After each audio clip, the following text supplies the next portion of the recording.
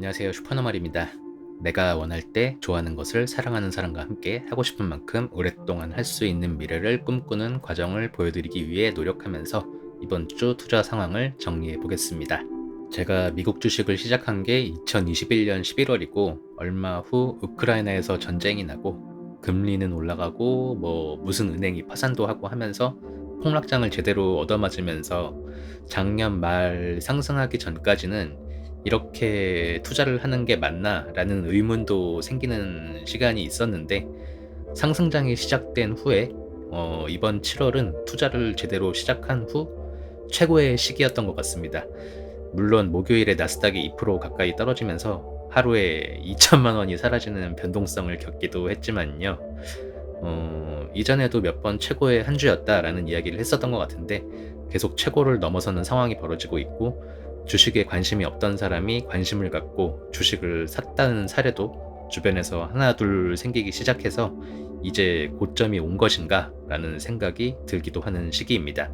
이번 주는 CPI가 예상치보다 낮게 나와서 9월에 금리를 인하할 가능성이 높아졌다는 소식 외에는 눈에 띄는 소식이 없었던 것 같고 8월 8일 예정이었던 테슬라 로보택시 발표가 2달 미뤄졌다는 기사가 있었는데 사실일지 지켜봐야 할 것 같습니다.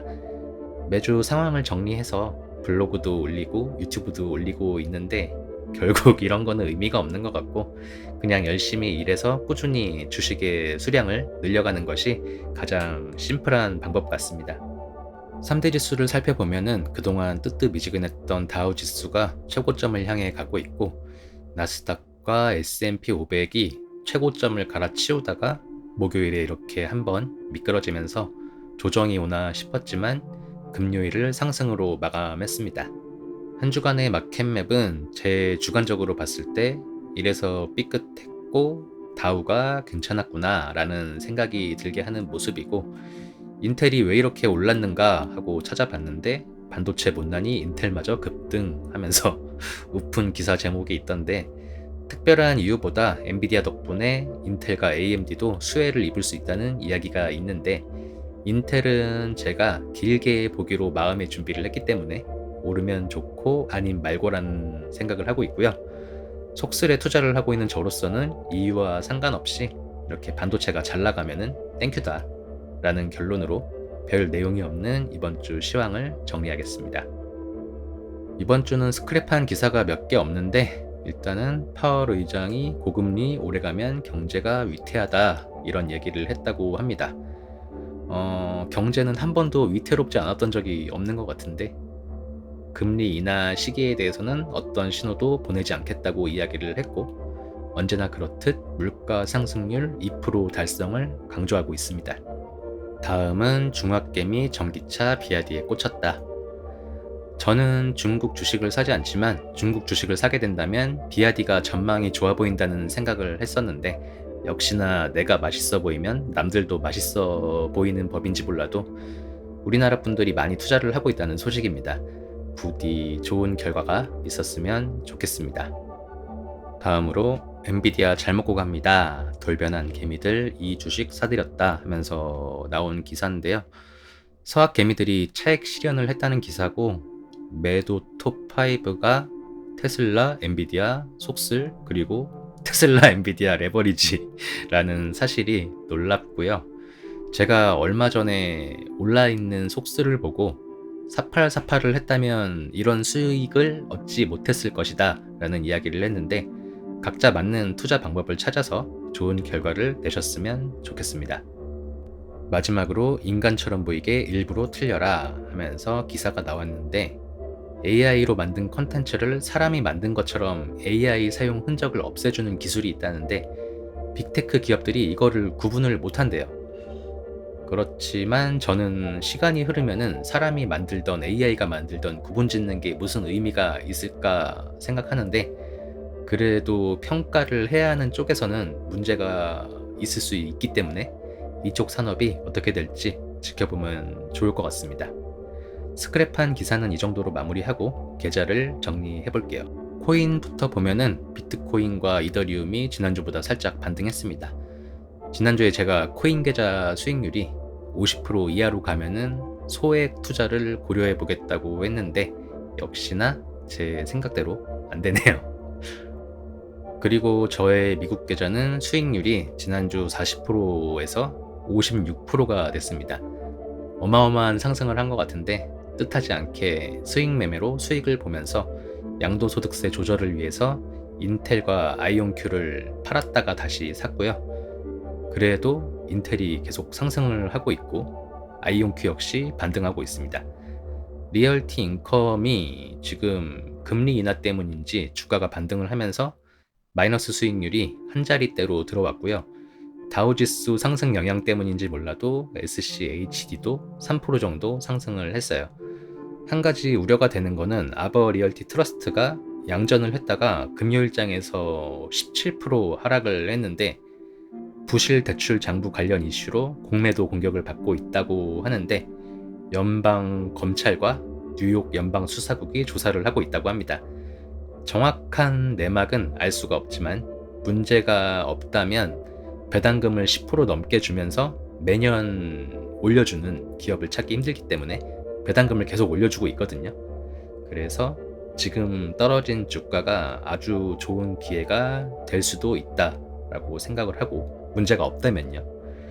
그리고 속슬이 52주 신고가를 찍고 다시 내려왔습니다. 제가 처음 샀던 가격에 거의 근접했었고 정고점을 뚫는 날이 보이기 시작하는 것 같습니다. 그리고 지난 영상에서 말씀드렸지만은 속슬이 $65를 찍고 20% 이상 하락했을 때 다른 계좌에서 수익 매매를 시도를 했는데 다행히 생각대로 판이 펼쳐져서 욕심내지 않고 매도를 완료했고요. 앞서 말씀드렸지만 어쩌다 보니까 비과세 250만 원을 넘겨버려서 마이너스 20% 이상을 기록 중이던 인텔과 아이온큐를 팔았다가 다시 사서 절세를 했습니다. 요새 테슬라 주가가 오르니까 이제 저의 삼슬라 수익률이 어떻게 되는지 궁금해서 물어보시는 분들이 계시는데 삼슬라가 지난주 153%였는데 145%로 하락했고 주중에 200%를 넘기기도 했는데 로보택시 연기 소식으로 테슬라가 10% 하락하면서 크게 맞았는데 저는 일단은 싼 가격에 매수를 했기 때문에 상관이 없습니다. 낮은 가격에 샀고 테슬라가 장기 횡보, 우하향하지 않고 꾸준히 우상향을 해준다면은 제가 삼슬라 장기 투자로 쪽박을 찰 확률은 아주 희박합니다. 마지막으로 국내 주식은 살짝 반등은 했지만 제가 기대한 모습을 언제 보여줄지 알 수가 없고요. 어제 집에 스티로폼 상자를 택배로 받았는데 저희 큰애가 긁어서 난리를 쳐놔갖고 부자지간의 사이를 멀어지게 하는 일이 발생했는데 지구의 환경보다도 가정의 평화를 위해서 하루빨리 친환경 보냉 상자가 보급됐으면 좋겠습니다. 은행 예적금 대신 주식 투자를 강조하면서 보여드리고 있는 2022년 2월 이후 방치 중인 연금저축 계좌는 지난주와 큰 변화가 없지만 큰 돈을 넣어놓고 이런 수익률이면 얼마나 좋을까라는 상상을 해주게 하는 모습을 보여주고 있습니다. 꾸준히 투자를 해야 한다는 말씀을 재차 강조하고요. 제가 며칠 전에 친구를 만나고 이 친구가 매번 만날 때마다 부정적인 이야기를 하는 것이 친구로서 너무 안타까운데 부정적인 생각으로 가득 찬 분들이 부디 부정적인 생각을 버리고 변화하길 바라면서 뼈를 때릴 수 있는 알리바바 회장 마윈의 명언으로 마무리를 하겠습니다. 세상에서 가장 같이 일하기 힘든 사람은 가난한 사람들이다. 자유를 주면 함정이라 얘기하고 작은 비즈니스를 얘기하면 돈을 별로 못 번다고 얘기하고 큰 비즈니스를 얘기하면 돈이 없다고 하고 새로운 것을 시도하자고 하면 경험이 없다고 하고 전통적인 비즈니스라고 하면 어렵다고 하고 새로운 비즈니스 모델이라고 하면 다단계라고 하고 상점을 같이 운영하자고 하면 자유가 없다고 하고 새로운 사업을 시작하자고 하면 전문가가 없다고 한다. 그들에게는 공통점이 있다. 구글이나 포털에 물어보기를 좋아하고 희망이 없는 친구들에게 의견 듣는 것을 좋아하고 자신들은 대학 교수보다 더 많은 생각을 하지만 장님보다 더 적은 일을 한다. 이상 오늘 나눌 이야기는 여기까지입니다. 시청해 주셔서 감사하고 건강하고 행복하게 또 만나요.